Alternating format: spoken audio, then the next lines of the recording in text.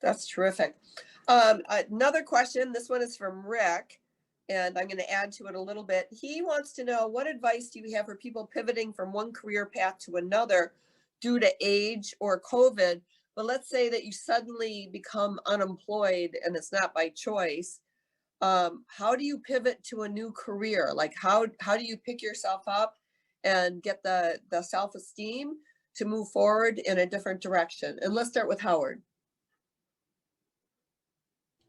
Um, I think, first of all, I think that it's hard when you say pivot to a new career. I think that it's very important for people not to say, well, I've been an astronaut all my life. Why don't I go sell vegetables? I think you have to build off of what your experience is. I mean, that's the whole thing that you bring, as we've said throughout this conversation. You bring that maturity.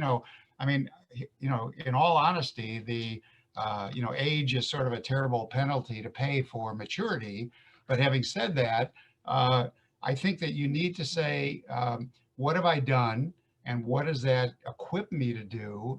And not make the jump so radical that people really don't have comfort that you're bringing something to the party. So I think it's really important to sort of stay within the space. I went from being a trial lawyer to a data entrepreneur and all these things. Julie has made all kinds of shifts. I mean, Julie's best career opportunity was when she worked for me 1,000 years ago. But in any event, I think that you should stay a little bit within an area where you have some familiarity. Great. Julie, do you have anything to add to that? Yeah. Aside from the fact that your very first job was working for Howard Tullman. Yeah. Making like $13,000 a year. It was awesome. It was my first job in Chicago. Yeah, absolutely.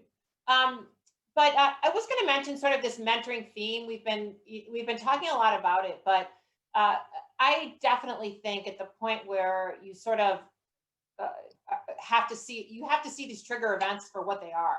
I mean, they're trigger events, and it's hard to always recognize them and turn them into something positive.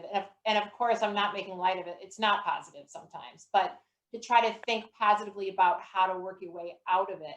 And I think you should always have a mentor handy, and it doesn't have to be someone from a job. I had two early in my career, one that kind of did the setup for me, and then one that kind of saw me through to the finish line. And I could go on and on and on and on about those really critical people because they knew me in a way that I didn't know me. And they helped me process all kinds of decisions and helped me build confidence in ways that I didn't think I had. So I just think mentors are really critical. And the other thing I would say is like that, look, life isn't linear, I mean, decisions are rarely binary. And, don't make yourself crazy, do something. If you make a move that isn't quite what you thought that it was set out to be, you can always move from that. But move. I guess that's the message: is try to move forward a little bit and get a sounding board. Wonderful. I'd like to turn it to Andy. Andy, on the same theme, this is a question